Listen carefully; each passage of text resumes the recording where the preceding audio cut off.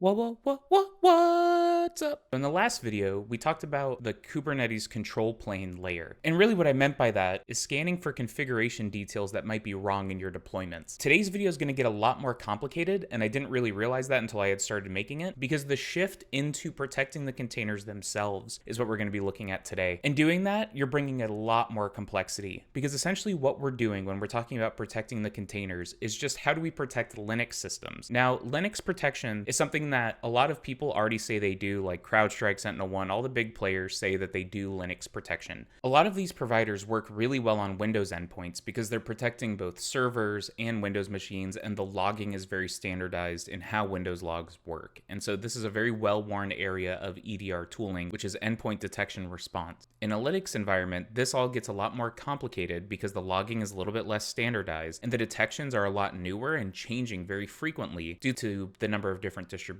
as well as the packages that are running on them, and the different kinds of exploits that can happen. Beyond that, when you move to the containers themselves, you're having to correlate logs, and there's a new technology out called eBPF, which has a lot of great learning on their website here. And eBPF, essentially, the way you can think of it is just a standardized way to do Linux logging. And there's a lot more complexity to it, but essentially you are just getting a lot more log data now than used to be possible with older technologies. And so this eBPF type of correlation is the first level of seeing a lot of providers building better and better Linux defense. Attach that to Kubernetes though, and you start getting a lot of issues. And here's a little teaser. Today we're going to be talking about Spyderbat, which is a provider that started in the Linux space and has moved into the Kubernetes one just to show us how this runtime happens. I think they're a great example because they're a smaller, newer company that doesn't quite have everything buttoned up. And so we can see a lot of what's happening as far as the struggles of dealing with the log data in a Kubernetes environment. So here you can see is why you have to be careful when you think about Kubernetes runtime security. Here you see a bunch of writable bind mounts, which are essentially trying to tell us that there is something writable here on a container that should not be writable, that I've done something insecure in my deployment. But you can see that this is very confusing to read, right? It's var lib. So in some library, the kubelet has a pod, and in here it's actually telling us which pod, busybox. But you can see here that most of the time sandboxes, Falco Sidekick is giving the name here, but it's very hit or miss what's giving the name. And then even if I had the name, it's not telling me what container, what namespace. Say I had a busybox pod in multiple namespaces, it would be very hard to tell where that's actually happening. What we're going to be doing today is talking about first the new kind of testing that I've built out since the last video, and then taking a look at Kubernetes runtime security, how we should think about it, how we can actually build preventative measures and take a look using Spyderbat, and what to be careful for when you're evaluating tools in this landscape, that you don't end up with a bunch of noisy, useless alerts like these ones down here would be, and instead get something more like this, which is a visualization of my cluster as a whole, which is the sec tester cluster. We're going to walk through this in a minute, but this app I've deployed, different things that are running in here based on their namespace. This is obviously a much more helpful visualization of what's happening than those alerts of just paths on the root host itself. Instead, they're contextualized within these namespaces and the pods to really let you know what's happening. What I've created here is a little open source repo of just the deployments that I've been working on. So what happened since the last time we checked in was that I found Juice Shop to be too nerdy really for what we're trying to do. Because really we're trying to focus more on the infrastructure layer of what's happening. And a lot of Juice Shop is built around, you can run stuff technically through remote code execution, but it's more about exploiting the application itself. Whereas what we're really focused on is showing what's happening on the cluster itself. And so instead I created this little repository of just a couple insecure YAMLs, and this goes through how to deploy them. But the high level overview is just that first, this insecure app.yaml has the access keys from last time with the fake access keys and the Docker socket getting mounted, the SSH port being open, the service accounts that can create other service accounts, and so does this workload security evaluator. But this insecure app, we're just going to look at very quickly. Basically, all it does is run the command from the form that gets inputted and resurfaces the result to the user. And obviously this is super insecure, but while most apps wouldn't have something this blatantly set up for remote code execution, they definitely will sometimes run commands on the underlying server and then just surface the result to the user. It's just usually not this easy for an attacker. And same here where there's a file upload where we're not doing any validation on the file or anything, just to test if new files get created, sort of a test for file integrity monitoring, or FIM as it's sometimes called. And that Docker file is just built with Ubuntu. I install a bunch of stuff on it. I run it as root, and it's a privileged container. And so it is just the worst possible setup, just so that we have an easy time running commands via it. And then this workload security evaluator. So this from Datadog is just the Docker file where they created a Dockerized way to run workload security testing. And all it's doing is running Atomic Red Team, which is a common tool for testing suites, which runs a lot of tests via PowerShell. It runs it inside of a Docker container. And so this is just, I built my own version of the image because they didn't have one uploaded anywhere, and use it to deploy here. And so we're going to go ahead and spin this stuff up and basically see, using a tool called Spyderbat, what the results are when we try to run some tests inside cluster, get an idea of what are some things an attacker might do, and how can we get visibility into those things. All right, so we should be all up and running here. Let's check our nodes, check our pods, and let's take a look at what's running on here. So our Insecure app is running. This is the Python app that just takes commands and runs them and allows file uploads. Our workload security evaluator is running, which is our Atomic Red Team. And then Spyderbat is deployed, and that just deployed via a simple Helm chart. And what's a little bit weird about this, just to be honest, the installation did not go super smoothly. And that's because the troubleshooting data that they surface is not great. So the Nano agent is their just generic Linux agent.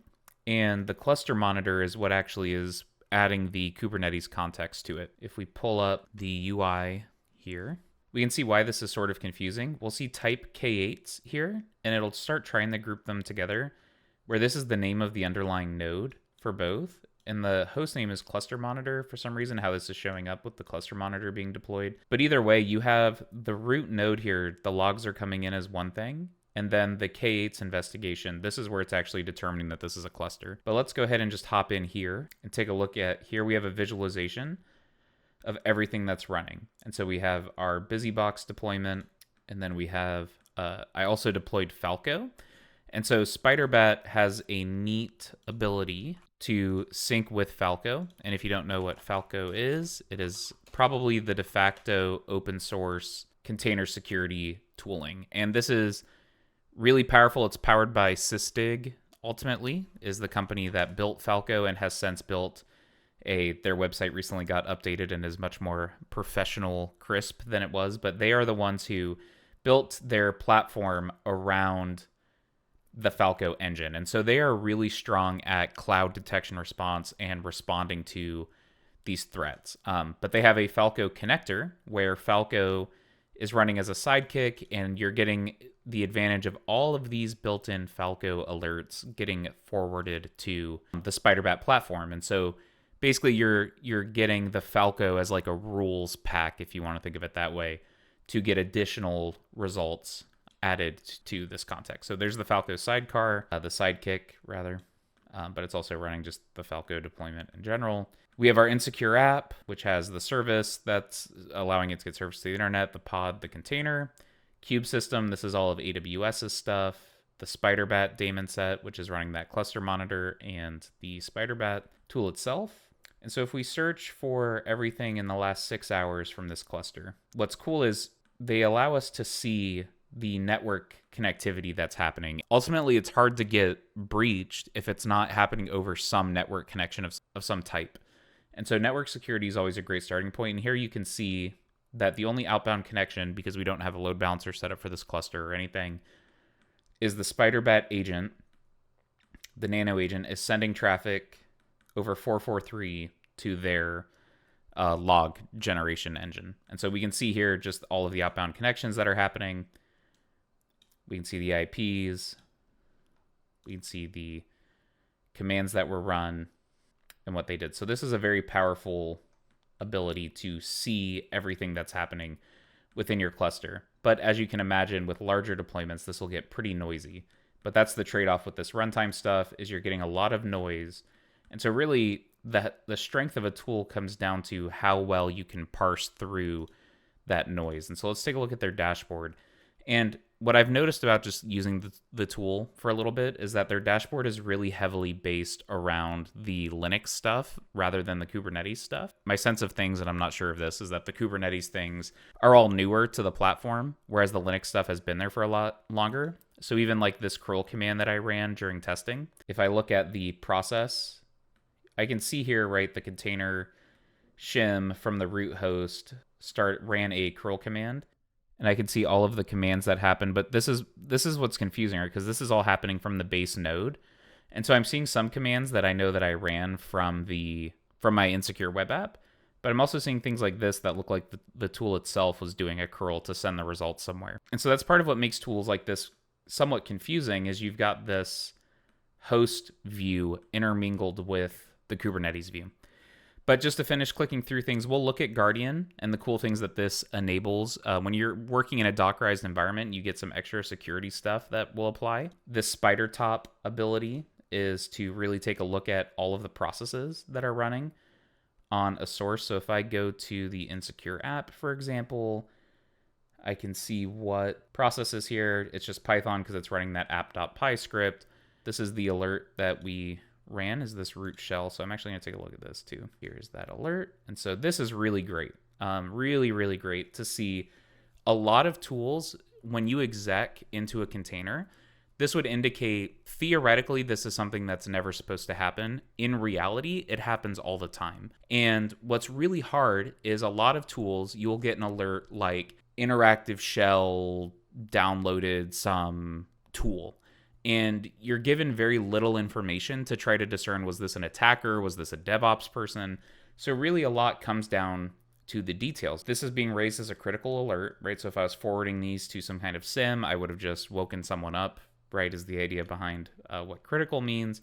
So let's go ahead and start an investigation. And really what I look for is how much work can like a junior analyst do to figure out if this is bad before they have to, wake up a DevOps person or figure out what's going on. Are they able to figure out just from the tool, is this alert something that is actually critical, or can I go back to bed, basically? Because normally, right, you wouldn't have admin, all of your devs would have separate accounts, and so I would know, oh, this is my DevOps guy, oh, I know that he's on a call, or he posted earlier that he was going to do a change tonight, and so I can rest easy knowing that, that's who did it. So that is the critical piece of information, which is why really when I talk about evaluating these tools before you buy them, it's important to go step by step through an entire workflow, not because it means like you would or wouldn't buy a tool based on that functionality I just described existing, but it's more just being aware that maybe you don't want to send these alerts with the same level of criticality because your DevOps person is going to have to manually sort through them to get an idea,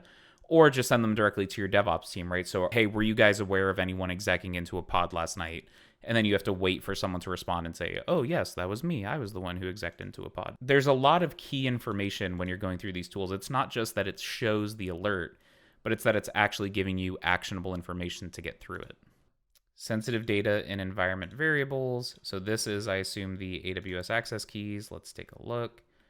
And here it is showing the pod, but it's from this weird node view that we've talked about. But there is enough information here where I'll go ahead and say it caught it because it is showing me that, hey, the Falco Sidekick container is the one that has the vulnerability. Let's just make sure that that carries over. Oh, so here it's finding its own API key, which is always a funny thing when tools do this, where it sees the Spyderbat API key as an environment variable in the Falco Sidekick, which it is, and raises that as a security concern that there is some sensitive information within that environment variable. So this is a good alert for catching all of that stuff. It's nice that it does it at runtime because a lot of times, even with like Vault, for example, you will inject environment variables in, and a lot of tools can miss that, right? So we're forcing this in the configuration level. Really what we want to test is this stuff. So I have here 12 different tests to really dig into what is this able to find. So if I start with the insecure app, we're going to go ahead and open her up here. And again, this is a comically insecure app. Let's get the Python version.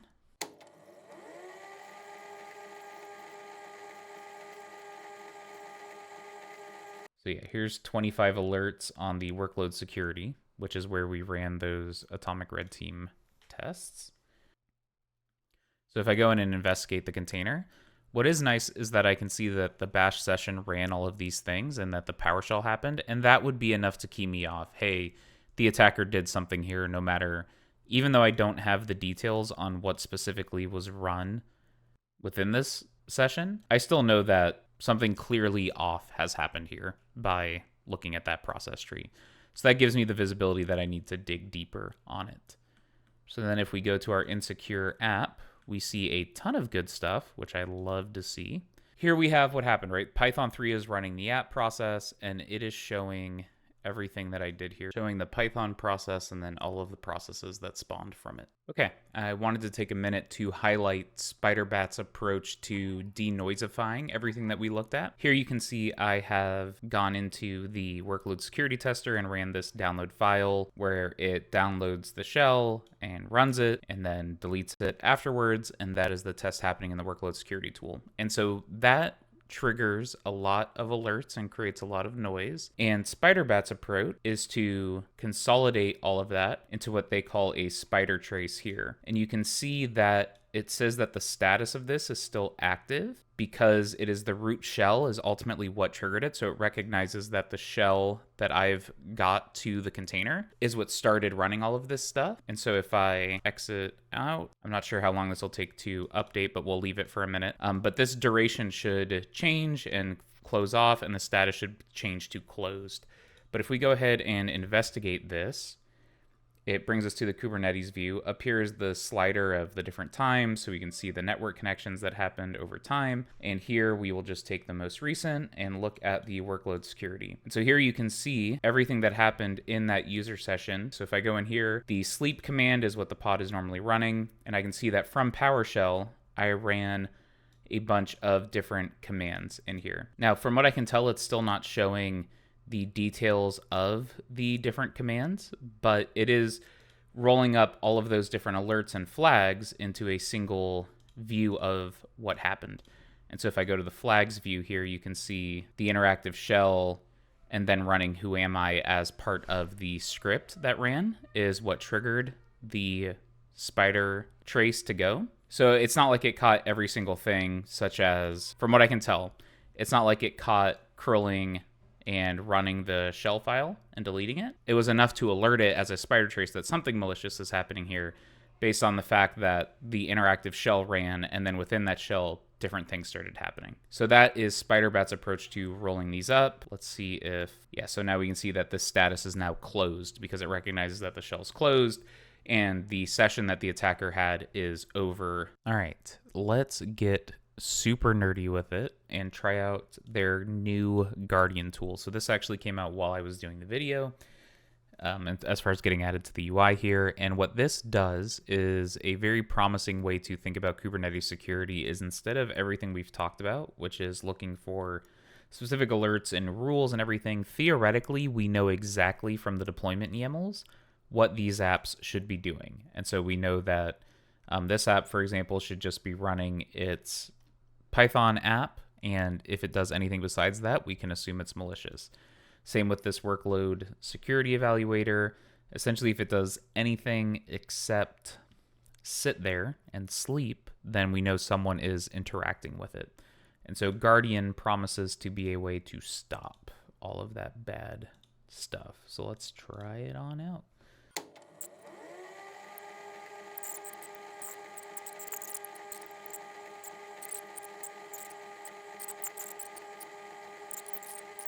I wanted to take a minute to review this Guardian policy setup and what happened. And so first, what it did was using the CLI tool that manages the platform, it created a fingerprint of everything that the platform saw from the running pod. And so this is what it's actually seeing the pod do at runtime. And you can see it is creating different fingerprints for all of the different services, all of the different containers that are running with their images, and looking at the runtime profile for them. It then created this policy, and I put it back in audit mode, but when it was killing the pod, it was in force mode. And here we can review the policy, but it also exists in the policy YAML here, and this is where the process policy is running Python 3 as root. And so if any other user tries to run Python, it will kill the pod. And if any process tries to run except for Python, it will kill the pod. So I could add in here network policies as well as making this more granular. And I can even add sub processes that happen. So allow Python 3 to spawn this process, but not another process. And that allows you to get granular based on what it's seeing at runtime in terms of enforcing pod actions. The reason this is okay in a Kubernetes setting to do that is there's a new pod right there, just waiting for me. So if I go back to my port forward, hop on in, right? There's no downtime basically, except for the user who would have to just refresh their app. So let me actually see what happens if I try to upload this again. See if that kills the pod. So that doesn't kill it because it's running Python technically still, which is interesting. Either way, very cool stuff. And the way you would actually use this, since it's fingerprinting the pod activity, you would have this in your staging environment, run a staging deploy, and have this update and maybe even deploy the policy in audit mode, and then go in and clean it out. So there's a lot of like nerdy automation you could do here that I'm sure that they have some documentation on how to do on their own end. But I mean, this is a very new feature, but this is very cool in-depth protection for your stuff. So in conclusion, all of that testing, Spyderbat probably caught about 70% or so of the tests that we threw at it. And the reason for that is really thinking about, just as I've reflected on watching myself during the editing process of doing these tests again, Spyderbat is really looking for process trees and network communications. Whenever the process tree got harder to find or files were being manipulated, right, FIM is not something that it's doing. Whenever the network traffic was not being initiated, it's really a weakness of the tool to be showing those pieces. And so Spyderbat really excels at watching for malicious processes getting spawned as well as malicious network traffic to attacker servers. Really, those are two very common indicators of compromise that you would see. And for that reason, there's value in the tool for showing those things. The Guardian functionality is really neat. We're going to be looking in the next video at someone called Acunox who does something very similar as far as creating ways to proactively prevent totally locked down pods, essentially, where if you have the Guardian functionality in place, then you cannot be exploited really, unless it's with that specific process. But you're making an attacker's job very, very difficult. And that's a unique protection that Kubernetes brings to you. And at a high level, that's something that I really want to highlight as far as what's unique about Kubernetes security over other things like Windows or Linux security more generally, is that you really have an opportunity to get super, super nerdy with completely locking down the network side with a network security policy that granularly says this pod can talk to this pod on this port, no other network traffic. And in the same way, this pod can run this process and only this process to do these things. The biggest challenge is that if anyone's worked in a real world application environment, it is very difficult to in advance declare exactly what is going to happen. And as far as automating that process, so you're building a new network connection when you see it in staging, you see it in code that a new network connection is getting attempt to be established. There are ways to automatically build these profiles and apply them, but most security teams are not at a maturity where they can really enforce that level of protection. But I think as far as what is the goal state of a Kubernetes security program, the goal is really to get there. As far as that is the ideal state, is you can completely guarantee that a running container can or cannot hit certain resources, certain pods, and really granularly lock down functionality. So thank you so much for tuning in. I hope you learned something. If you want to support me, go ahead and subscribe to our newsletter that just launched at lens.latio.tech, or go ahead and visit list.latio.tech in order to view our cloud security list, take a look at different tools that are there. Finally, subscribing to that newsletter is going to be the best way to stay up to date as I continue to figure out ways you can support. Thanks.